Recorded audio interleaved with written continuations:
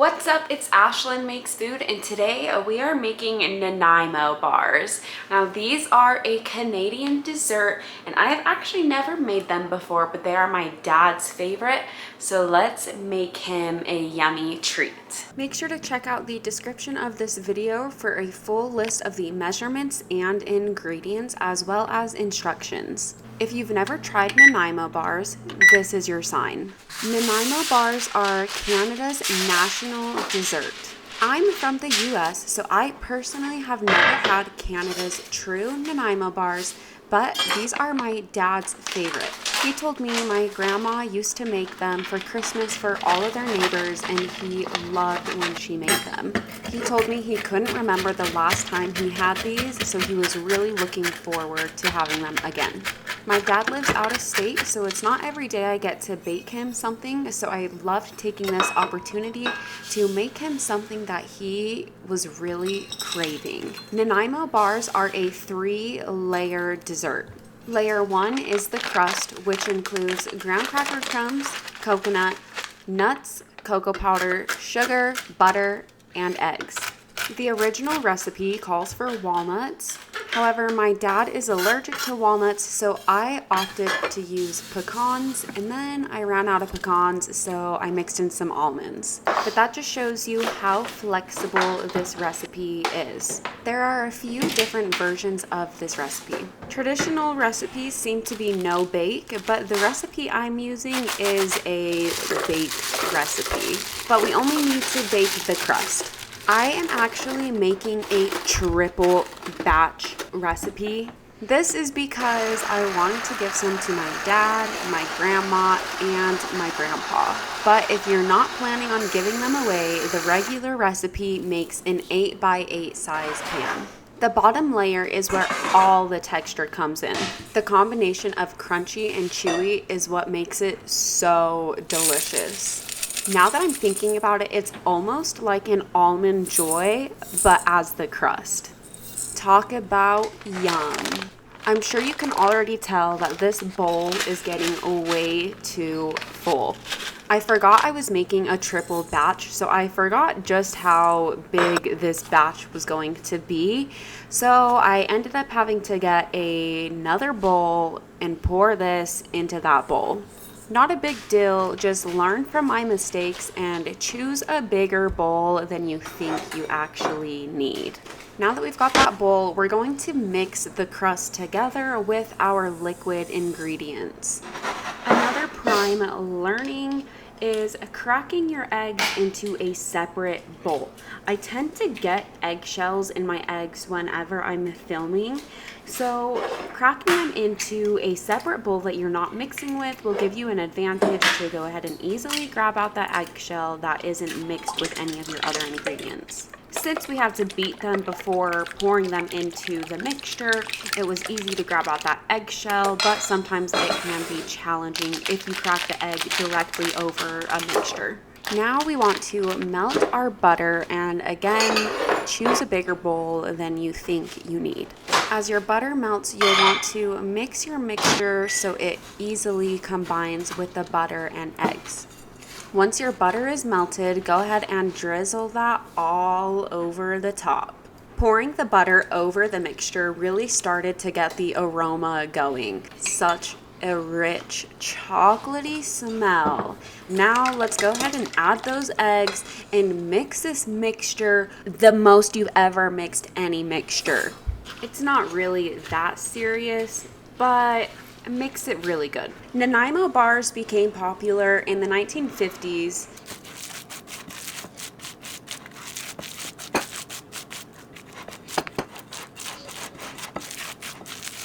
But no one really knows exactly when they were created or who the creator is, which just makes them that more iconic.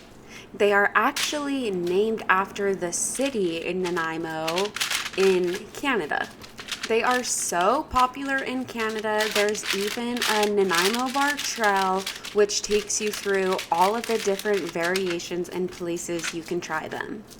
Once you try these, you'll understand why Canada is so hype about them. You have a gooey crust with a creamy custard filling and a rich chocolate topping on top. What's not to love? These are typically served cold or frozen. My dad told me he always had them frozen, so that's how I'm making mine. Once we have them all done, we'll place them into the fridge until they're firm, and then we'll cut them into some squares and place them in the freezer and eat them while they're frozen. Our crust is cooled, so it's time to make our custard. We're going to be using a hand mixer today, but you could also do this by hand or use a standing mixer. It's now time to make layer 2. Layer 2 consists of the custard filling. It has butter, custard powder, vanilla, powdered sugar, and some milk. It's almost like a buttercream frosting, but we're adding in some custard, so instead of it being like that thick frosting consistency, it's more of a custard or pudding consistency. Since this is a Canadian dessert, we're using Canadian ingredients. I read online that Bird's custard powder is the most popular custard powder to use for these. Since I'm in the US, my regular grocery stores don't sell it, but I was lucky enough to find it at a world market. If you can't find it, you can also use a instant vanilla pudding mixture. While you're making the filling, you want to add 2 cups powdered sugar, mix that, then add 2 tablespoons of milk and repeat that 3 times. If you're only making a single batch, I would recommend putting in a half cup of powdered sugar to a half cup tablespoon and alternating those until you've reached your 2 cups powdered sugar, 2 tablespoons of milk. I'm not showing you every time I'm adding in my 2 cups of powdered sugar and 2 tablespoons of milk just because it is so repetitive, but just know there are 6 cups of powdered sugar in here. If your mixture seems too thick, then you can add in a teaspoon of milk or just enough until it is thin enough. After each add-in of powdered sugar and milk, make sure to scrape down the sides and bottom of the bowl so you are sure that all of your ingredients are fully combined.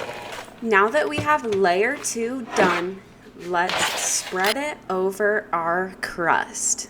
You can start to get excited now because this is our halfway mark. Once we've spread this over our crust, we only have 1 portion left to do. Don't you just want to take a bite of this custard right now? It was smelling so good and looking so appetizing. Once you have your custard layer evenly spread, go ahead and place your Nanaimo bars into the fridge and let them harden up. I left my Nanaimo bars in the fridge for about an hour, and that seemed to be long enough until my custard was firm enough. Now that they are ready, let's melt our chocolate. I'm using a double boiler method to melt my chocolate. You'll just want to set a pot of water onto the stovetop and turn it to medium-low heat. Let that come to a steam and then top it with that bowl and pour your chocolate and butter in. I kind of messed up in this portion because I ran out of softened butter, so I had to get butter from my freezer, which ended up taking so long to melt. I actually overcooked my chocolate just a little bit. Another learn from my mistakes, use softened butter, or at least butter that's been in the fridge. It's officially time to top the Nanaimo bars with the final layer. Spread that chocolate nice and even, and then we'll plop these into the fridge one last time and let them firm up.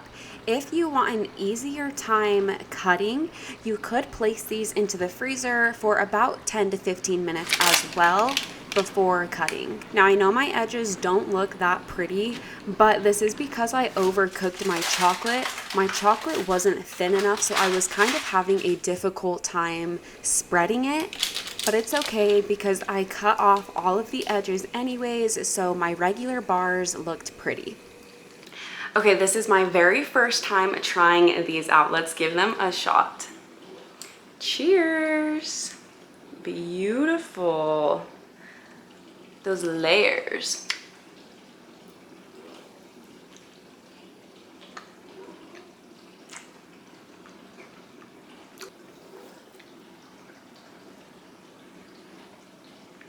Thank you guys so much for watching today's video. If you enjoyed it, don't forget to leave a like and subscribe for more yummy recipes every week. Have a happy day, and I will see you next week. Once you have your bars cut up, you can go ahead and place them in an airtight container in the freezer. Take one out when you need a sweet treat.